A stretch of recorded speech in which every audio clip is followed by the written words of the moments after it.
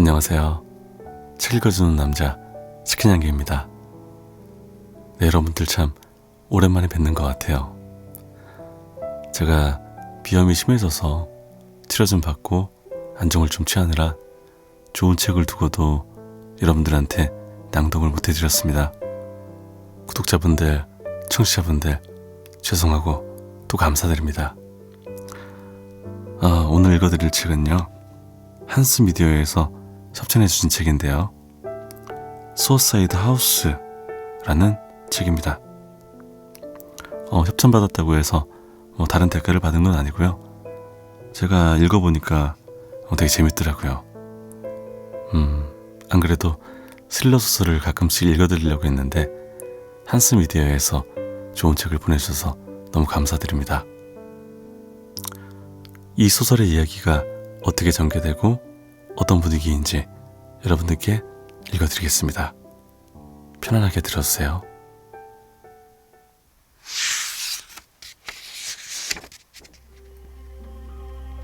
학살이 끝난 뒤 연쇄 자살이 시작된 악몽의 집. 프레드와 수, 부모님이자 세니벌 섬 주민, 그리고 친구 같은 분들에게 발견이란 모두가 보는 것을 보고 다른 이들이 하지 못한 생각을 하는 것이다. 생화학자 엘베르트 쇤트스리지. 첫 번째 상담. 일기 제목 선로. 나는 동전 하나로 형을 죽였다. 간단하고도 가볍게, 그리고 완벽히 그럴듯하게. 그 일은 선로에서 일어났다.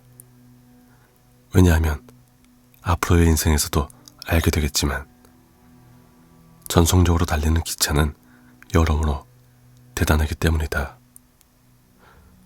너무 빨리 지나가 버려 눈에 오직 색의 잔상만이 남는다는 점에서는 위풍당당하다.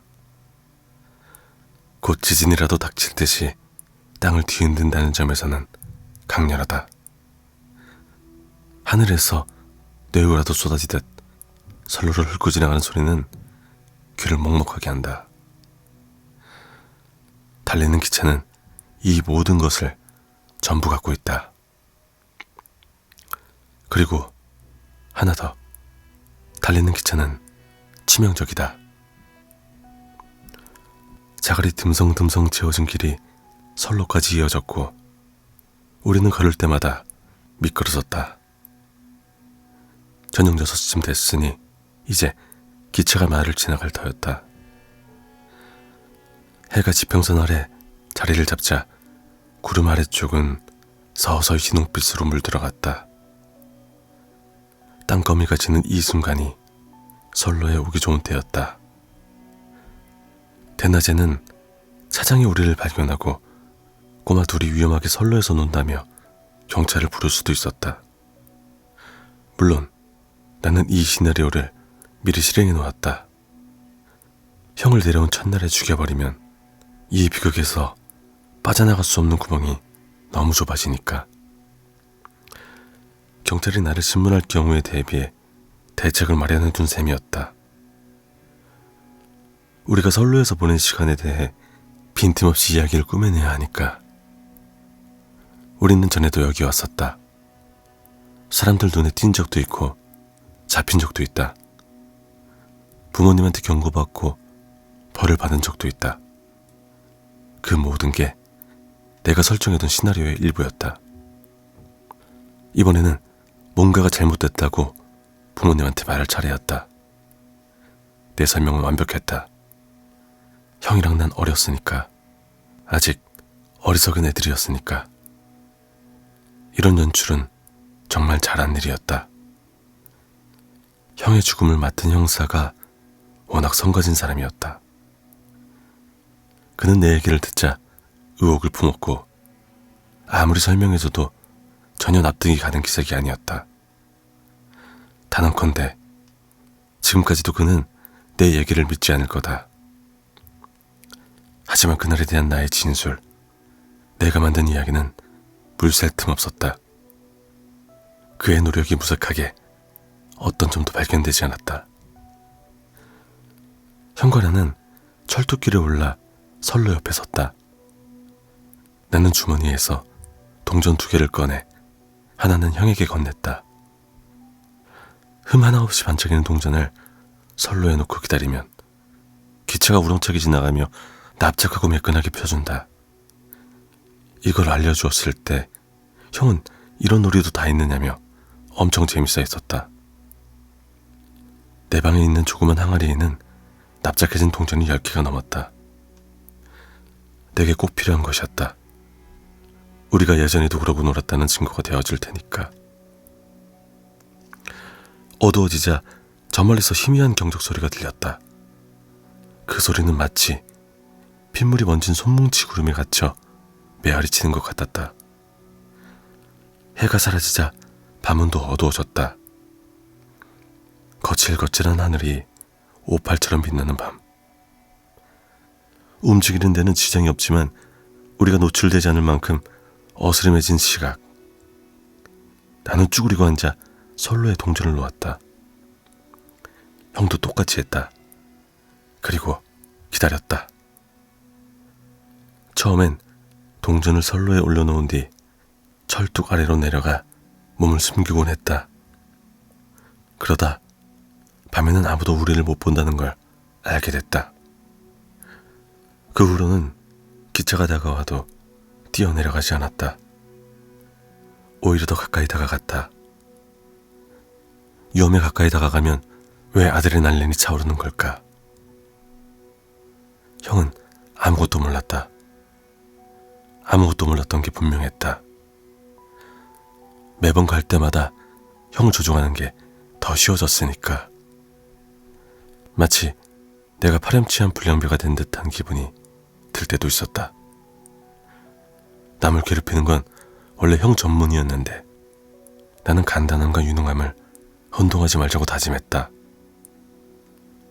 이 일이 간단해 보였던 건 나의 성실함 때문이었다. 내가 쉽고 간단해 보이게 만든 것이다. 다가오는 기차의 전조등이 시야에 들어왔다. 처음에는 상단등이, 그리고 곧바로 하단에 있는 2개의 불빛도. 나는 살금살금 선로로 다가갔다. 형은 내 옆, 그러니까 내 오른쪽에 있었다. 나는 형 너머로 다가오는 기차를 바라보았다. 내가 선로로 다가가자 형도 똑같이 했던 걸 보면 형은 나를 의식하고 있었다. 기회를 놓치고 싶지 않았겠지. 내가 의식되는 것도 아드레날린을 더 많이 느끼는 것도 싫었던 거다. 형은 자기보다 더 갖는 걸 절대 허락하지 않았으니까. 형은 그런 사람이었다. 남을 괴롭히는 사람은 다 그렇다. 기차가 가까이 다가왔다. 형 동전. 내가 말했다. 뭐라고? 형이 물었다. 형 동전 말이야. 제대로 안 났다고. 아래를 내려다보는 형의 몸이 선로 쪽으로 살짝 기울였다. 나는 한 발 뒤로 물러나 형을 밀어버렸다.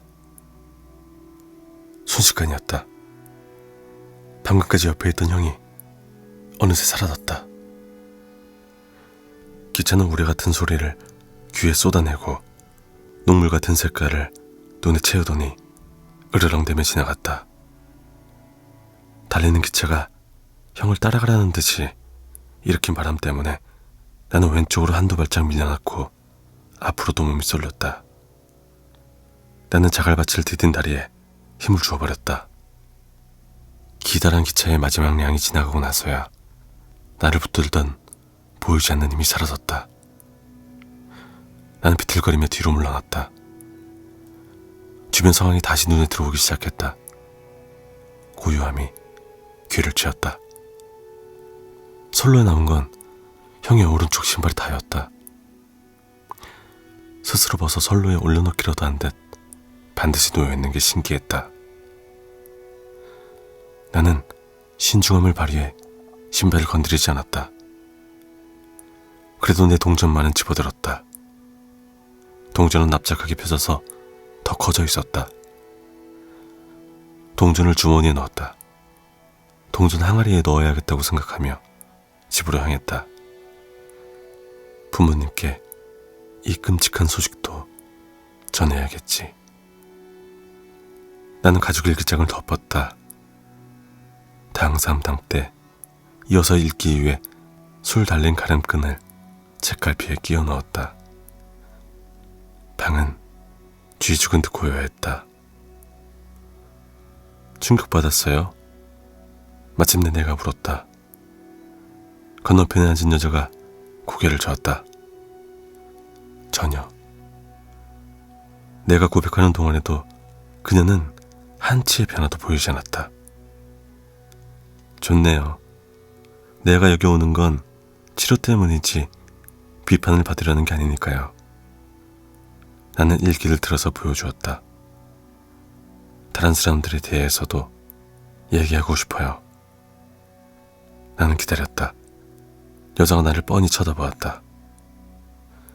더 있거든요. 형이 다가 아니에요. 나는 또 말을 멈췄다. 여자는 계속해서 나를 쳐다보았다. 다른 사람들에 대해서 얘기하는 거 싫으세요? 여자가 다시 고개를 저었다. 전혀. 내가 끄덕이며 말했다. 좋아요. 그럼 그건 다음번에 읽을게요.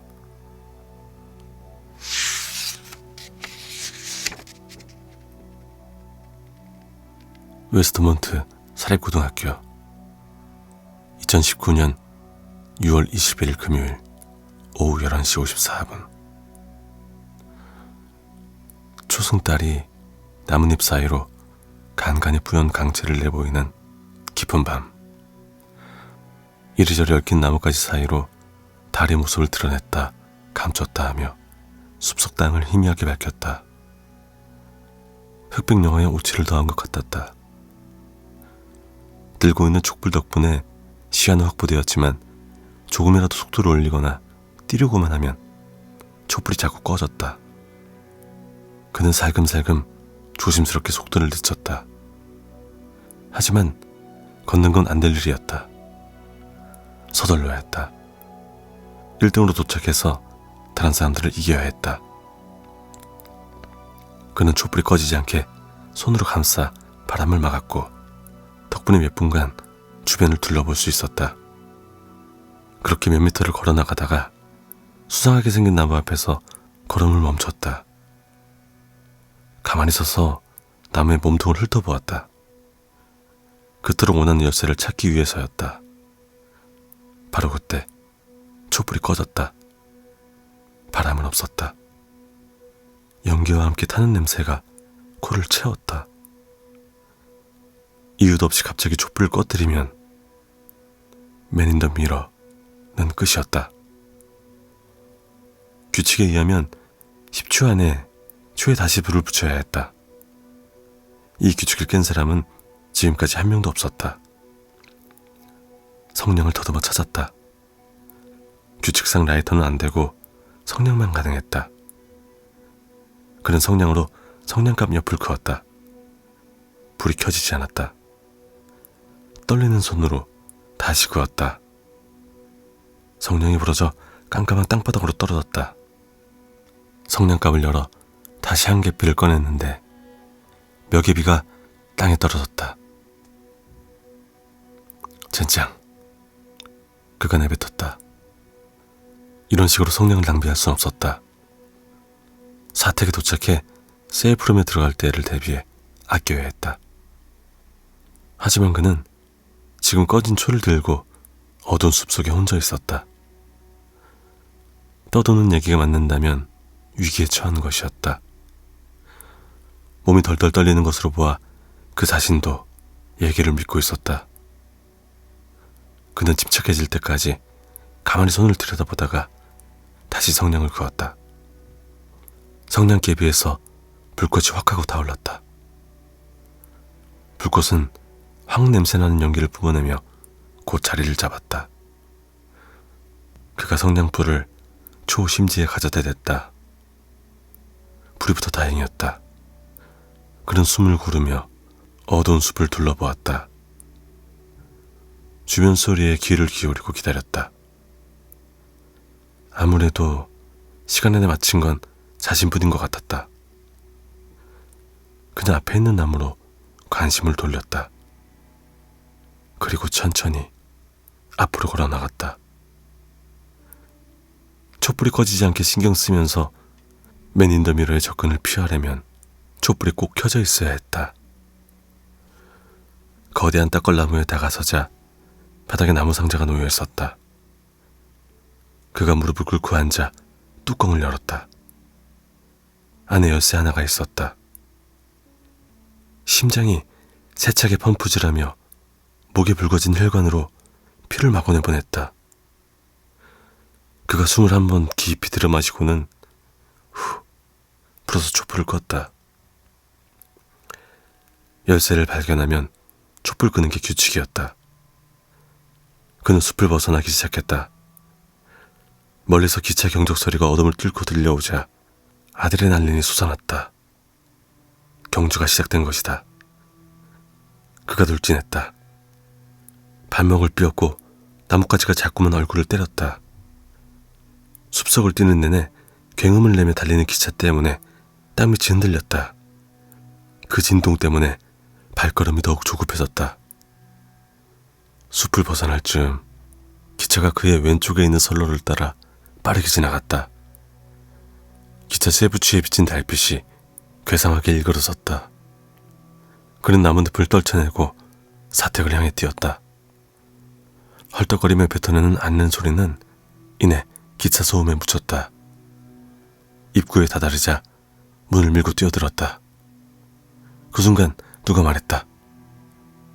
축하한다. 내가 1등이다. 대박. 그는 숨을 몰아쉬며 말했다. 열쇠는 찾았나? 그럼요. 그가 열쇠를 들어보였다. 따라와. 두 사람은 어두운 복도를 따라 천천히 세이프룸까지 걸어갔다. 그가 손잡이에 열쇠를 꽂고 돌렸다. 잠금 장치가 풀리고 문이 활짝 열렸다. 방으로 들어가 문을 닫자 칠흑같이 캄캄했다. 숲속의 어둠은 비할 바가 아니었다. 서둘러. 그는 무릎과 손을 바닥에 대고 엎드려 일렬로 늘어선 초들이 만져질 때까지 원목 바닥을 더듬었다. 초는 커다란 전신거울 앞에 놓여 있었다. 그는 주머니를 뒤져 성냥갑을 꺼냈다. 남은 성냥은 3개 비었다. 성냥을 구워 초 하나에 불을 붙이고 거울 앞에 섰다. 거울은 묵직한 방수포로 덮여 있었다. 그는 숨을 한번 들이신 다음 문에서 만난 사람에게 고개를 끄덕였다. 그리고 둘이 함께 방수포를 끌어내렸다. 촛불 때문에 거울에 비친 모습이 흐릿했지만 찢어진 그의 양쪽 뺨에서 피가 배어나는 것만은 분명히 보였다. 마치 전장에서 상처 입어 겁에 질린 사람 같았다. 하지만 그는 해냈다. 마지막 기차가 집 옆을 지나 동쪽으로 향해 달려가자 덜커덩거리는 소리도 잦아들었다. 방에는 정적만 흘렀다. 거울을 들여다보며 그는 마지막으로 숨을 들이쉬었다. 그리고는 둘이 함께 주문을 외웠다. Man in the mirror, Man in the mirror, Man in the mirror. 둘은 잠시 숨을 멈추고 눈도 깜빡이지 않았다. 바로 그때 뒤에서 뭔가가 확 움직였다. 거울 속 두 사람 사이로 뭔가 흐릿한 형상이 나타났다. 곧 어둠 속에서 얼굴 하나가 나와 뚜렷이 보이기 시작했다. 두 눈은 촛불에서 반사된 빛으로 번뜩였다. 누구든 몸을 돌리거나 소리를 지르거나 싸우려고 달려들기도 전 촛불이 먼저 꺼졌다.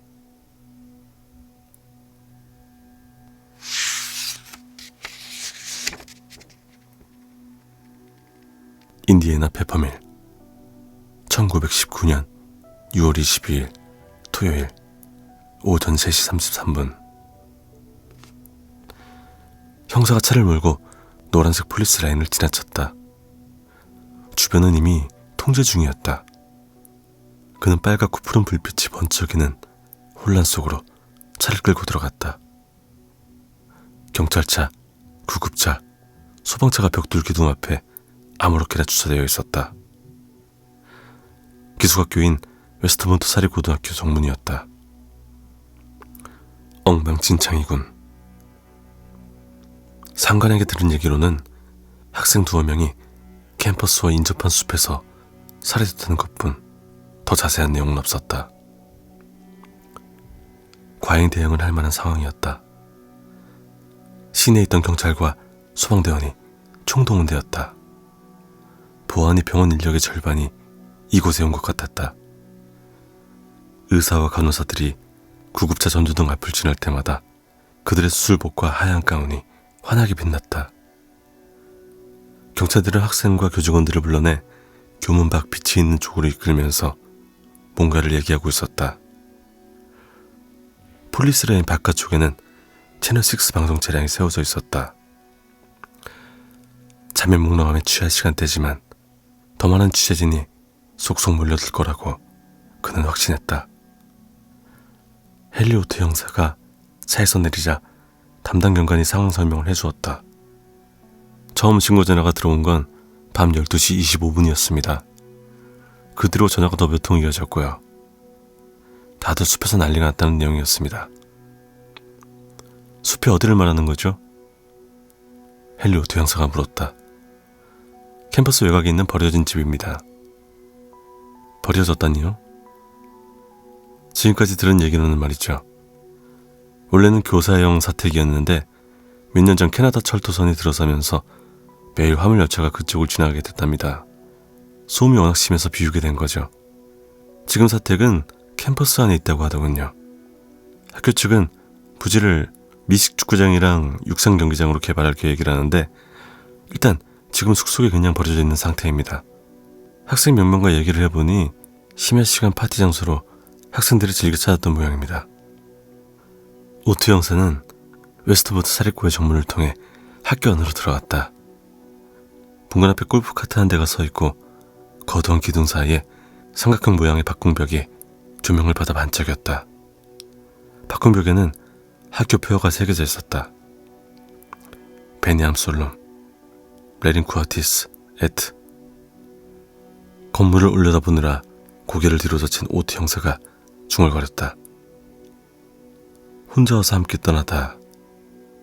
무슨 의미입니까? 의미 따위엔 관심 없어. 그건 그렇고 우린 어디로 가는 겁니까? 오트 형사가 경관을 쳐다보며 물었다. 타시죠. 경관이 골프카트를 가리키며 말했다. 그 건물은 캠퍼스 외곽에 있습니다. 숲을 지나 20분 정도 걸어야 해서 이걸 타고 가는 게 빠를 겁니다. 형사가 골프카트에 올라탔다. 몇 분이 지나 좁고 흙먼지 나는 숲속길로 접어들자 온몸이 흔들렸다. 커다란 자작나무 줄기 때문에 주변 광경이 흐릿하게 보였고 달빛마저 자취를 감춘 시각이었다. 숲속으로 더 깊이 들어가자 그들이 유지할 수 있는 건 골프카트의 전조등뿐이었다. 세상에나, 여기도 학교 부지라고요? 오트 형사가 입을 열었다. 예, 형사님.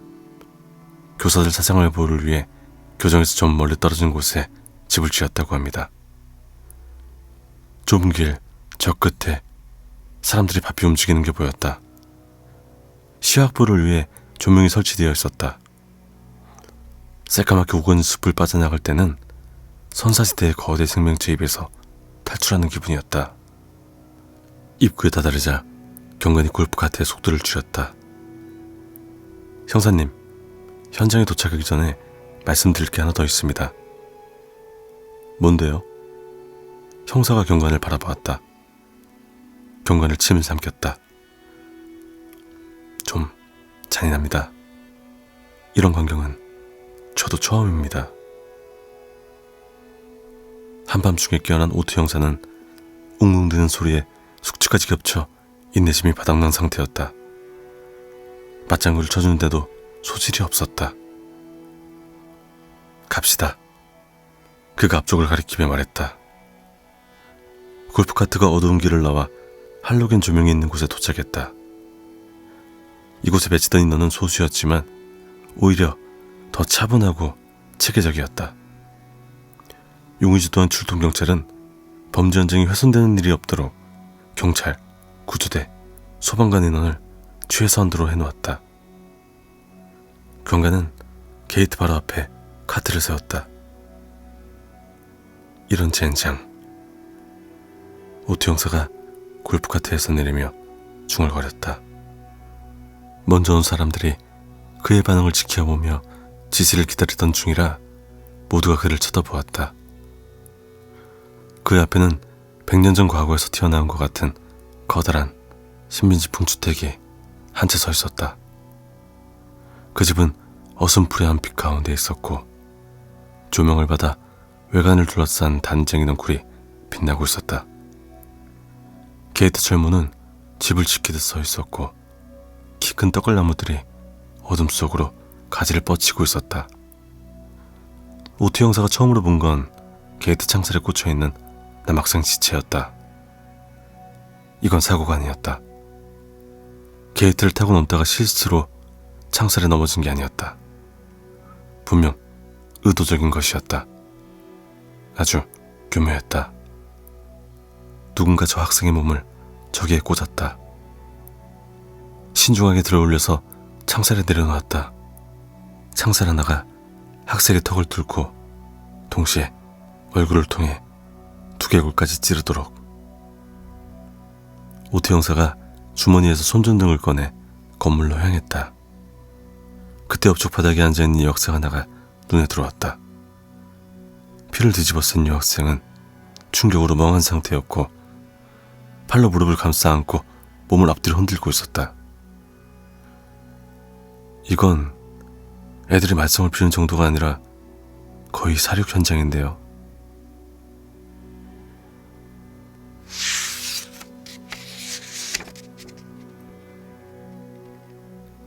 일부 2020년 8월 1장. 아침 일찍 팟캐스트에 올라온 세 번째 에피소드가 겨우 5시간 만에 거의 30만 회나 다운로드 되었다. 하루만 지나도 수어사이드 하우스의 이번 방송을 들은 사람은 100만 명이 넘을 것이다. 청취자들은 SNS 등 소셜미디어로 몰려들어 방송에서 다룬 증거를 토대로 각종 이론과 결론을 제시하며 논쟁을 펼칠 것이다. 이를 통해 더 많은 사람들이 관심을 갖게 될 테고 새로운 청취자들은 이전 에피소드까지 찾아들일 것이다. 그러면 곧 맥카터는 엄청난 인기를 얻게 되겠지. 불가피한 현실을 생각하니 라이더 힐리어는 말할 수 없이 짜증이 났다. 수사를 해왔던 건 그녀였고 주의를 촉구했던 것도 그녀였다. 새로 알아낸 사실을 모두 녹음하고 자신의 범죄 전문 블로그에 올리며 웨스트몬트 사립고 살인 사건을 몇 년간 지속적으로 살펴본 것은 그녀뿐이었다. 그녀의 유튜브 채널 구독자는 25만 명. 방송 한 해당 조회수만 해도 100만이 넘었다. 하지만 지금 그간의 노력이 맥 카터의 팟캐스트 방송 때문에 물거품이 될 처지였다. 라이더 힐리어는 웨스트몬트고 사건이 일어나자마자 엄청난 기사거리라는 걸 직감했다. 사건에 대한 경찰의 공식 발표 내용은 너무 단순하고 얼렁뚱땅이었다. 사법당국이 제시한 사건 경위를 보면 아무리 좋게 봐줘도 누락된 점이 많았고 최악의 경우 진술을 호도하기까지 했다. 라이더는 제대로 된 지원하에 빈틈없이 수사 내용을 보도하면 청취자가 많이 붙을 거라고 확신했다. 그래서 작년 이 사건의 전국 헤드라인을 강퇴했던 그때, 수사가 시작되자마자 제대로 된 상황 설명도 없이 종결된 그때, 라이더는 뉴스 제작진들을 찾아가 방송 제작을 제의했다. 그렇지만 라이더 힐리어는 맥카터 같은 진짜 백이 유명인이 아닌 일개 기자일 뿐이었다. 전형적인 미국인처럼 생기지도 않았고 목소리도 좋지 않았다. 그래서 어떤 것도 그녀의 제의에 관심을 주지 않았다. 인디애나 밖에서는 35살의 이 기자를 알아주는 곳이 없었다. 하지만 그녀의 기사는 인디애나 폴리스타에서 특집으로 다뤄진 데다 몇몇 지방 방송국에서도 언급된 터였다. 유튜브 채널도 인기가 올라간 걸 보면 웨스트몬트고 사건에 갑자기 관심이 몰린 것은 자신의 기사 때문임이 분명했다. TV에서 황금 시간대 프로그램을 진행하던 맥카터가 아무 이유 없이 인디애나에 자꾸 별볼일 없는 곳으로 왔을 리 없다. 누군가 어딘가에서 그녀의 발견의 주의를 기다리고 있다가 돈이 될 것 같으니 기회를 잡은 것이다.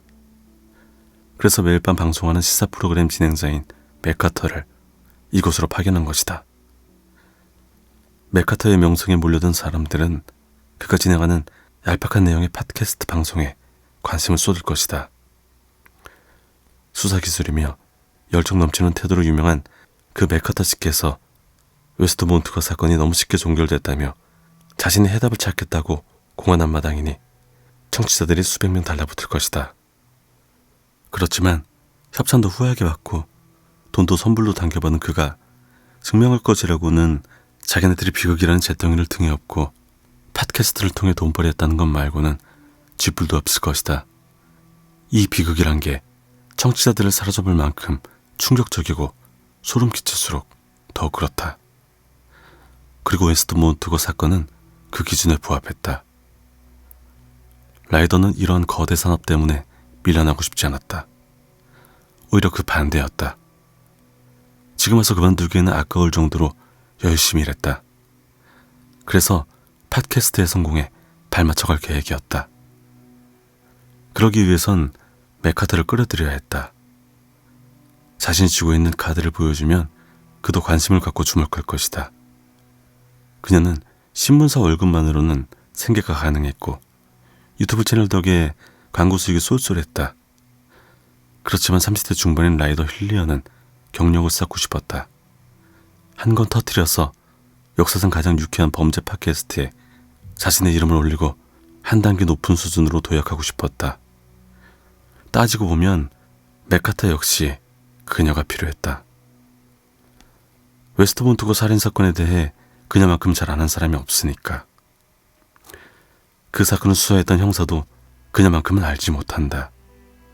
그러니 맥카터의 주의만 끌면 되는 일이었다. 수십만 명의 청취자처럼 그녀도 최신 에피소드를 다운받았다. 이어폰을 끼고 핸드폰 화면을 터치해 재생을 시작했다.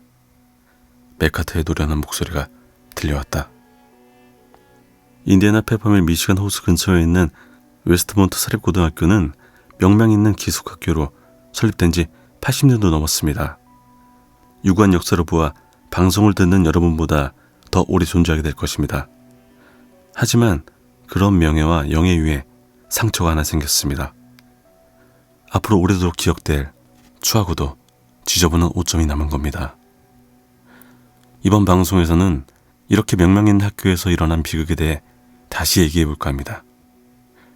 때는 2019년 여름, 더운 날 학교에 머무는 학생들을 위해 엄격한 학칙이 아주 조금 완화된 시기였습니다.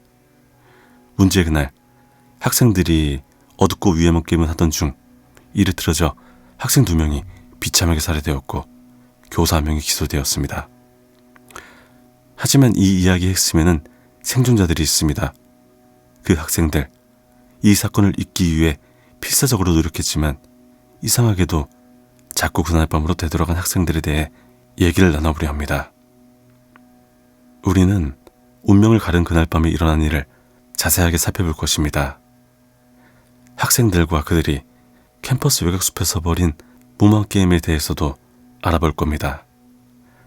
살인이 일어난 버려진 사택 내부도 살펴볼 것이고 그날 밤의 공격에서 살아남은 생존자들을 만나고 엘리트 기숙사의 내부에서는 어떤 생활을 하는지 들여다볼 예정입니다.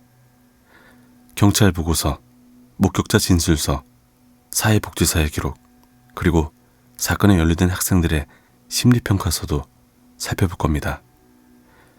이 사건을 담당했던 수사팀장과 함께 더 깊이 있게 파고들겠습니다.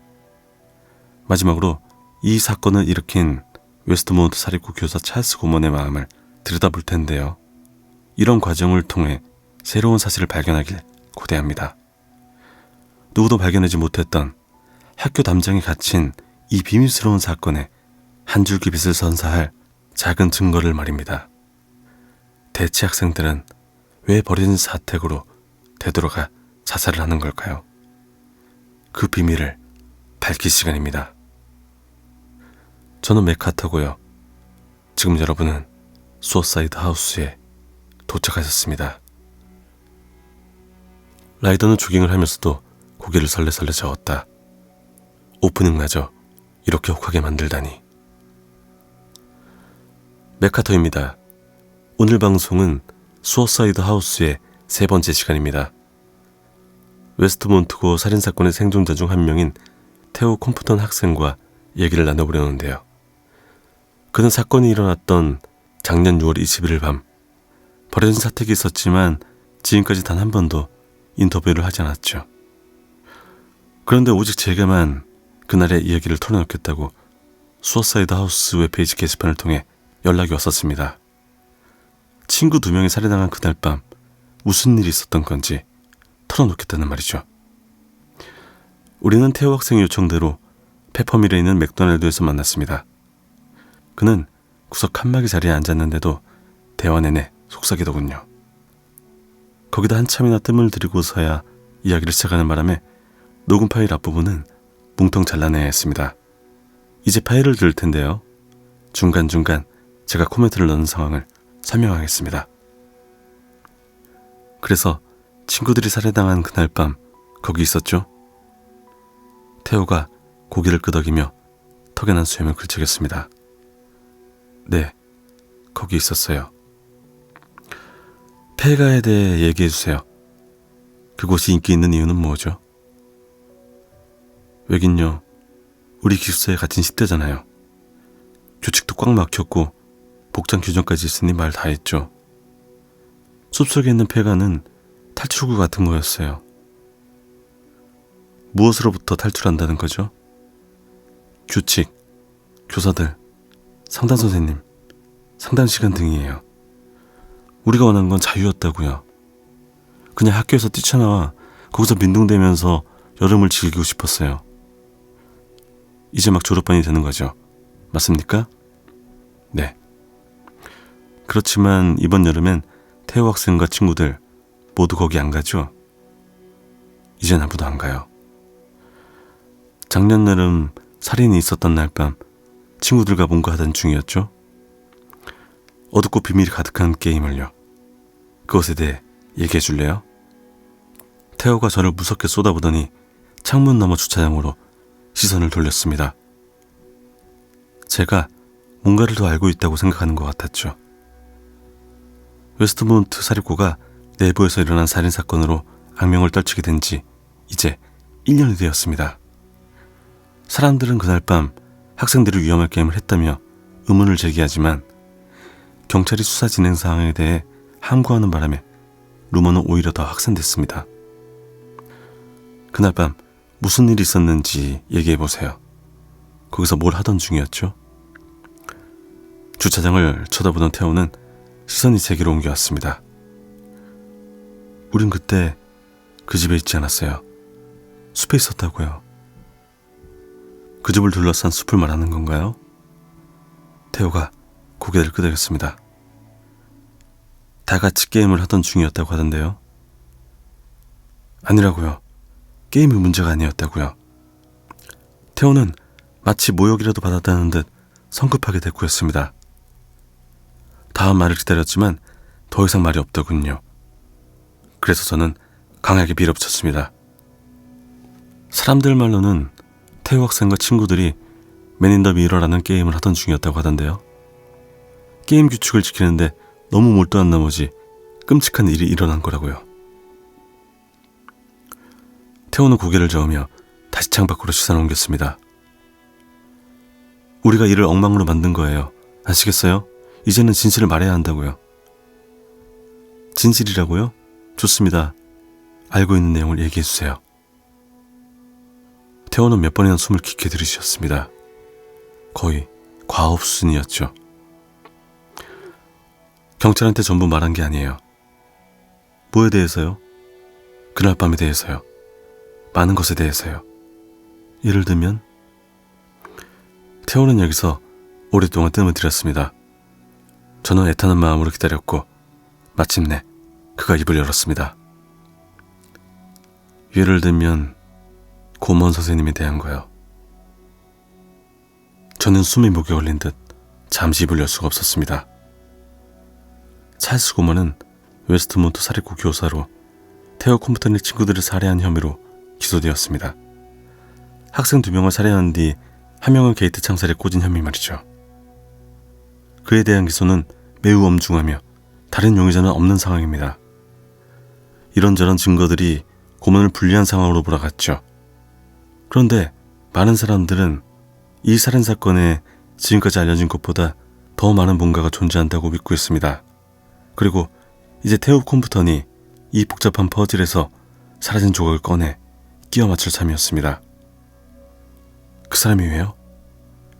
제 목소리에 절박함이 묻어났고 테오도 그걸 눈치챘습니다. 젠장, 저 못하겠어요. 테오가 자리에서 빠져나가려고 몸을 옆으로 돌렸습니다. 잠깐만요. 찰스 고먼 선생님에 대해 얘기해주세요. 그분이 왜 그랬는지 말이에요. 그분이 왜 그랬는지 알아요? 태호는 갑자기 저를 뚫어지게 바라보았습니다. 그 사람이 한 게 아니에요. 저는 눈도 깜빡이지 않고 제 앞에 있는 청년에게 시선을 고정했습니다. 그렇게 말하는 이유가 뭐죠? 태호가 갑자기 일어섰습니다. 저 가야 해요. 모임 애들이 제가 이러는 거 알면 난리 나요. 무슨 모임요? 태호는 저를 남겨둔 채 순식간에 맥도날드를 빠져나갔습니다. 저는 그 자리에 남아 똑같은 질문만 계속되뇌었죠. 무슨 모임?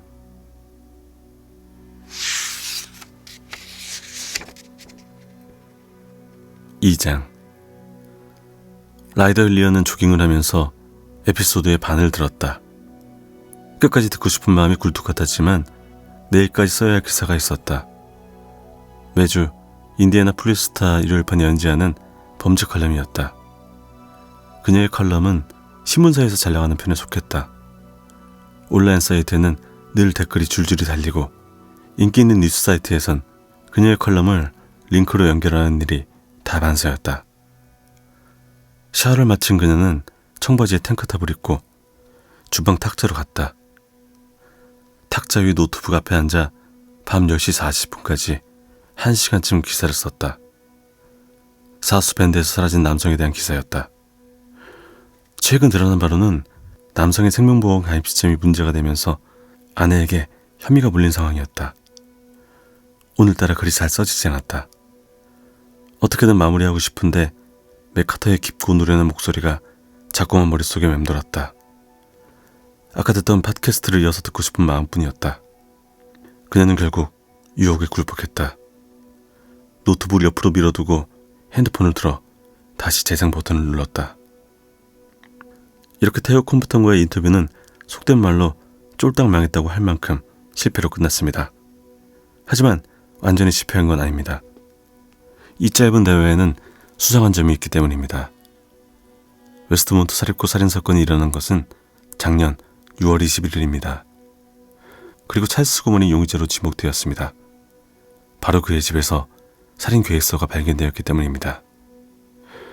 학생들을 살해한 방법에 대해 필기체로 분명하게 기록해놓은 일기장이 발견되었죠. 목 부분의 정맥을 벤다거나 게이트 창살에 꽂는다거나 하는 세부사항까지 시간순으로 가감없이 적혀 있었습니다. 고먼은 그 계획을 그대로 실행에 옮겼고요. 이런 상황에서 저는 테오 컴프턴 때문에 생각이 복잡했었습니다. 찰스 고먼을 지목하는 수많은 증거가 있는 마당에 만약 테오가 아니 다른 누구라도 이 증거를 무너뜨릴 정보를 갖고 있다면 그걸 알아야 하지 않겠습니까? 물론 이 방송을 들으시는 분들 중에 작은 단서라도 갖고 계신다면 팟캐스트 홈페이지 게시판에 공유해 주시기 바랍니다. 일단 지금은 지난주 에피소드에 이어 고문에게 초점을 맞출까 합니다. 말씀드렸던 것처럼 저는 독점으로 웨스트몬트고에 대한, 특히 고문이 살았던 사택에 대한 접근 허가를 받았는데요. 이제부터 제가 그곳을 방문했던 일을 돌이켜보려고 합니다. 이 방문은 교장 선생님인 가브리엘라 헤노버 박사님의 GR에 진행되었습니다. 역시 인터뷰 녹음 중간중간 코멘트를 넣어 설명해드리겠습니다. 웨스트몬트고는 엄숙하면서도 불길한 곳이었습니다.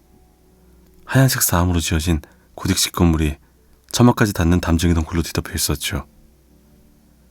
여름날의 토요일의 정오, 그곳은 아주 고요했는데요. 헤노버 박사님이 운전하는 골프카트를 타고 구불구불한 교정을 달리는 동안 눈에 띈 건 교정을 거니는 몇몇 학생뿐이었습니다. 살인이 일어났던 그곳은 여전히 출입금지인가요? 저의 이 질문이 헤노버 박사의 심기를 건드린 것 같더군요. 곁눈질을 하는 그분과 잠깐 눈이 마주쳤거든요. 그 순간 마치 맞닿은 손가락에서 정전기가 나는 것 같았죠. 표정을 보아하니 운을 믿고 덤벼서는 안 되겠구나 하는 생각이 들었습니다. 실은 이번 방문에 앞서 교장 선생님을 포함해 학교 담당 변호사들과 만나 협상한 자리가 있었는데요. 거기서 들은 설명으로는 살인이 일어난 그 장소는 저나 팟캐스트 담당자들 뿐만 아니라 학생들도 접근이 불가능하다고 했거든요. 그 지역은 골프카트로 교사를 지나는 동안 멀리서도 보일 만큼 높은 벽돌담으로 분리되어 있었습니다.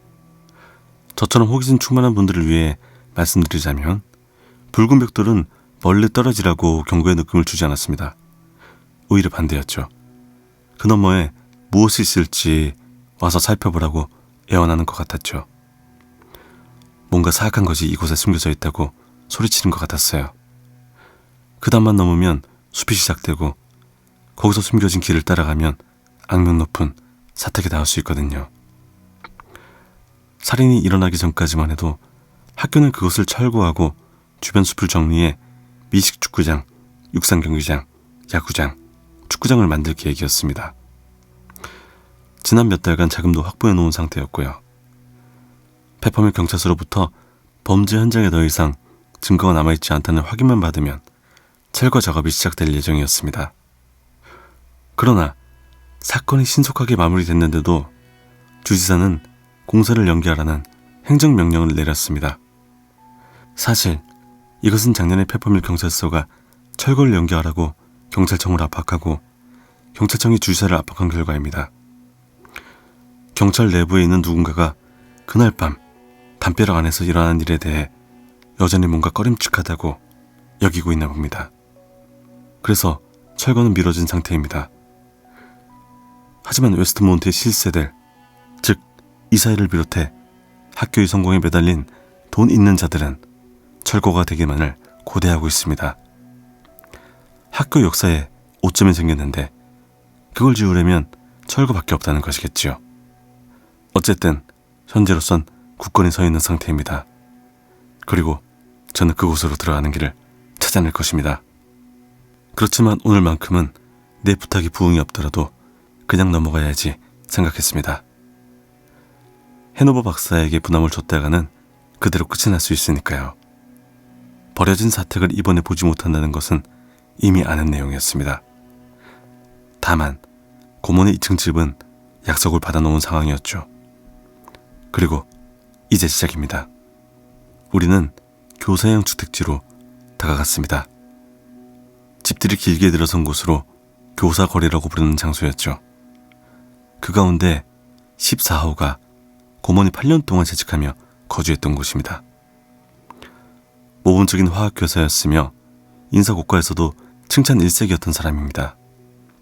하지만 작년 6월 21일 밤 이후 사람들은 그의 모든 자료를 재차 파헤치고 있습니다. 우리는 14호 앞에서 골프카트를 세웠습니다. 암적색 벽돌 사이사이로 회반죽이 삐져나온 작지만 알찬 2층 집이었습니다. 옆집과의 사이에 좁은 통로가 있고 층층 나무와 수국이 줄지어 있어 분리된 느낌이 드는 곳이었죠. 입구 쪽에 출입문 2개가 있었는데 하나는 14호, 하나는 15호였습니다. 쾌적하고 편안해 보이는 주택이었죠. 이런 곳에 그런 괴물이 살았다는 게 믿어지지 않을 정도로요. 교장 선생님께서 14호 현관을 열쇠로 열자 열쇠꾸러미가 찰가랑거렸습니다. 빈집에 들어서자 1년 동안 사람의 손길을 타지 않은 가구가 드문드문 놓여있더군요. 저는 해노버 박사를 따라 응접실과 주방, 침실로 갔습니다.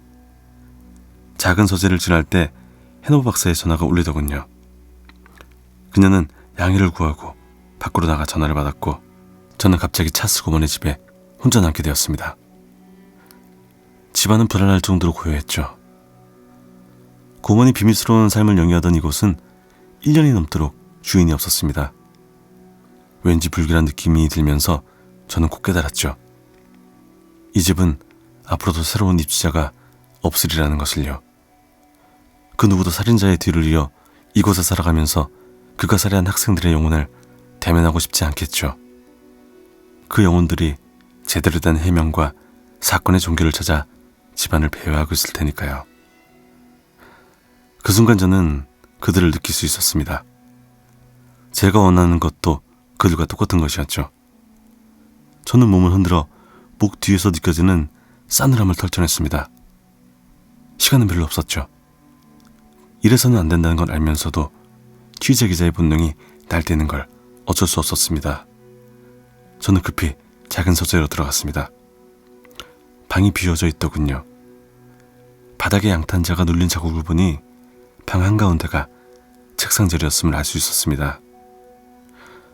고모는 살인계획서를 바로 그곳에서 썼을 겁니다. 방에 남은 거라곤 빈 책장, 바퀴 하나가 빠져 비스듬하게 서 있는 의자, 그리고 벽에 걸린 주기율표뿐이었습니다. 그 뒤에 뭔가 있는지 저는 알고 있었습니다. 저는 재빨리 밖을 내다보고는 해노버 박사가 밖에 있다는 걸 확인했습니다. 그리고 주기율표를 벽에서 떼어냈습니다. 벽에는 금고 하나가 박혀 있었습니다. 수사관들이 고먼의 살인계획서를 발견한 곳이 바로 그 금고였죠. 금고 손잡이를 돌려 문을 연 순간이었습니다. 당장 닫으세요. 해노버 박사가 당황한 기색도 없이 말했습니다. 작은 목소리였지만 매우 단호했죠. 저는 곧 그녀를 향해 몸을 돌렸습니다. 그녀는 복도에 서 있었고 저는 그렇게 발각되고 말았죠. 으스스한 음악이 라이더의 귓가에 울리자 그녀는 맥카터의 매혹적인 목소리, 생생한 묘사를 따라 들어간 찰스 고먼의 집을 빠져나와 현실로 되돌아온 것 같았다. 음악이 잦아들고 다시 맥카터의 목소리가 들렸다. 수어사이드 하우스 다음 편에서는 찰스 고먼의 집에서 발견한 것들에 대해 더 많이 들려드릴 예정입니다. 놓치면 후회하실 겁니다. 그럼 다음 편에서 뵙겠습니다. 지금까지 맥카터였습니다.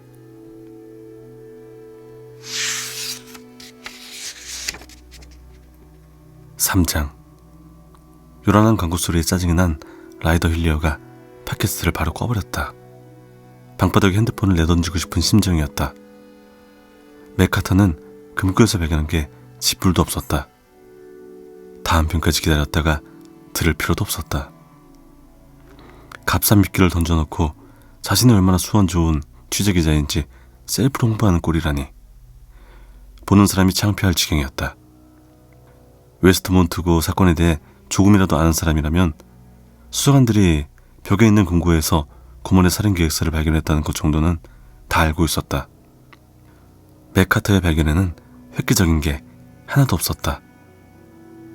그런데도 뭣도 모르는 청취자들은 맥카터가 금고에 있는 내용으로 사건을 해결하려는 순간 현장에서 발각됐다고 여기고 군침을 흘리며 몰려들겠지. 게다가 웨스트몬트고와 찰스 고먼의 집 사진, 그리고 맥카터가 핸드폰으로 재빨리 찍어낸 금고 사진을 보겠다고 수어사이드 하우스 사이트 게시판에 헐레벌떡 몰려들며 트래픽을 일으키겠지. 이런 종류의 정보라면 라이더는 사건 직후 이미 블로그와 유튜브에 올려놨었다. 학교와 교사 거리에 대한 공식 기록과 신문 스크랩을 통해 사진도 확보해 놓은 터였다. 심지어 사건 다음 날 노란색 폴리스 라인이 쳐진 고모네 집 사진도 찾아냈었다. 학생 하나가 소셜미디어에 올린 것을 삭제되기 전에 받아놓은 거였다. 그녀는 자기도 다른 사람들처럼 방송에 빠져들어 흥미를 느꼈다는 사실에 화가 났다. 게다가 지금은 다른 사람들처럼 미끼를 덥석 물고 매개 웹사이트들을 훑어보는 중이었다. 그녀가 욕을 퍼부었다. 게시판은 매길 발견에 대해 논하느라 이미 난리가 나 있었다. 찰스 고먼의 짓이 아니라던 테일콤프턴의 수수께끼 같은 말이 무엇을 의미하는지, 맥이 금고에서 찾은 게 무엇인지 논하느라 말이다. 아무것도 없다고 이 쥐뿔도 모르는 사람들아. 라이더가 컴퓨터에 대고 소리쳤다. 사건이 일어난 지 1년이나 지났는데 무슨 증거가 남아있겠냐고. 30분 동안 들여다보고 나니 더 이상 참을 수 없었다. 그녀는 자신의 블로그로 넘어가 구독자들을 위해 글을 쓰려는 참이었다. 자신은 여전히 겁날 게 없고 웨스트몬트고 사건 뒤에 숨겨진 진실을 찾는 진짜 전사이며 그딴 팟캐스트의 뻔한 수작에 놀아나 자신을 버리지 말라는 내용으로. 그러나 맥카터 사이트의 창을 닫으려는 찰나 댓글창에서 반복 재생이 되는 동영상 하나가 눈에 띄었다. 그녀는 즉시 알아보았다. 바로 자신이 찍은 거였다. 사건이 있고 몇 주 후 학교 뒷숲에 잠입해 찍은 것으로 흔들리는 화면 속에 보이는 것은 그 사택이었다. 그때만 해도 그 지역이 폴리스 라인으로 봉쇄되고 경찰의 조지를 받던 터라 어렵게 찍은 장면이었다. 동영상 파일 밑에는 수수께끼 같은 글이 짧게 적혀 있었다. MC 오늘 밤 13-3-5 진실을 말하겠습니다. 될 대로 되라는 심정입니다. 뒷감당할 준비가 되어 있습니다.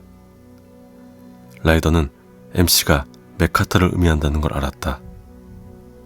밤 10시 55분에 쓴 글이었다. 30분 전. 그녀는 차키를 움켜쥐고 밖으로 뛰어나가며 전화를 걸었다. 네, 라이더 힐리어가 발견한 13-3-5라는 이 숫자는 무엇일까요? 그리고 그녀가 지금 향한 곳은 어디일까요? 점점 흥미를 갖게 하는 소설 내용입니다.